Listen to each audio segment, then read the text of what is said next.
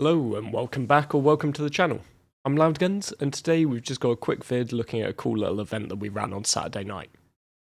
On this channel I love to cover all things Star Citizen, from guides to news to theory crafting. I also like to shine a spotlight once in a while on the borderline ridiculous and ridiculously fun shenanigans that you can get up to with a community in this game. Plus it might be a good one to try out with your mates in your orgs and communities. And what could be better than zombies? Well, zombies in space. So if this sounds good to you, then grab a cup of tea while I roll the intro, then let's get into it.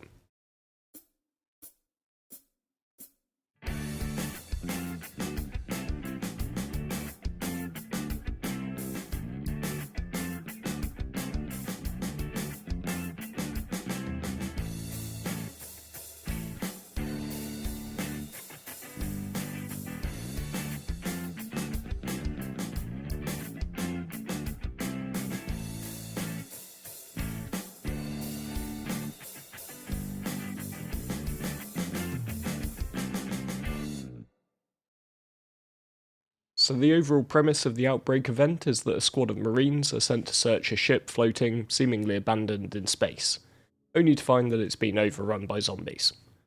For this we're going to be using my address, the Caledonia. Each round, 4 of your crew get to be the Marines. They have access to heavy armour and guns. We gave them a choice of FS9s, P4s and C54s. And I set a few rules to just make sure it wasn't overkill.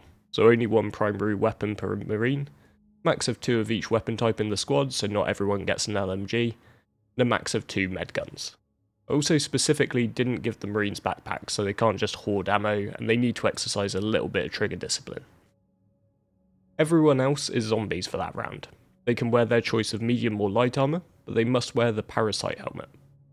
Now, failing the implementation of biting mechanics, we had to improvise a little, so while zombies can't carry any ranged weapons, they do get knives.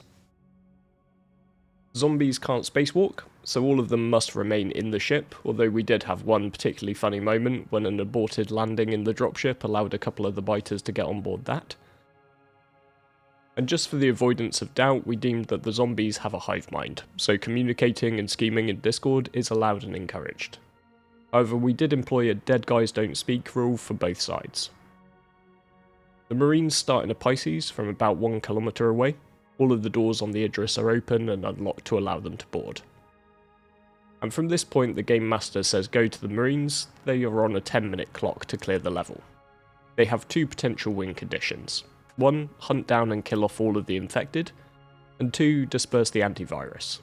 One of the Marines must sit in the captain's chair on the bridge for a fixed amount of time.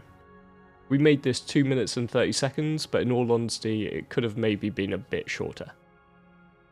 However, there is a catch. So if a Marine sits in the chair, they cause a quarantine breach event.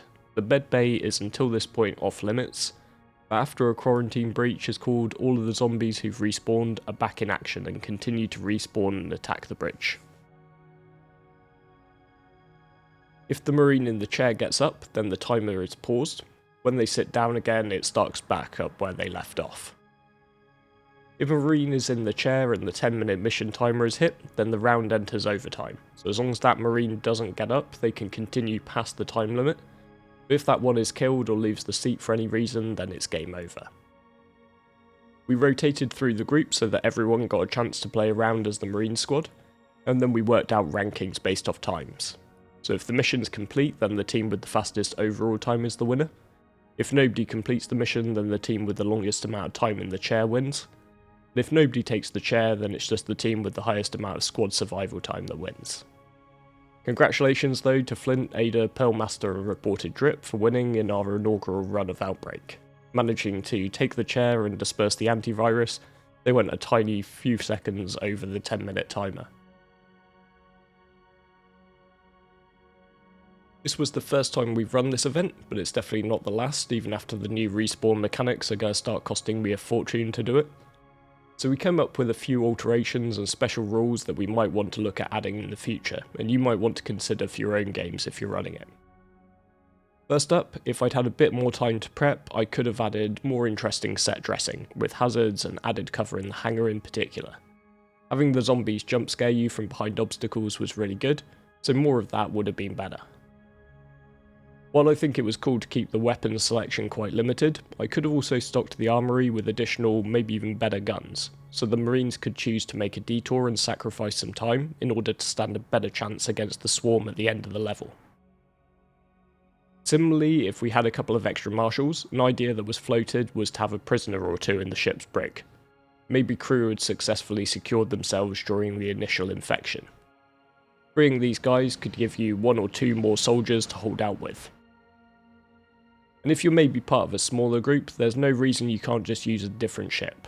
A Polaris or even a Carrack would work just as well to run this sort of scenario.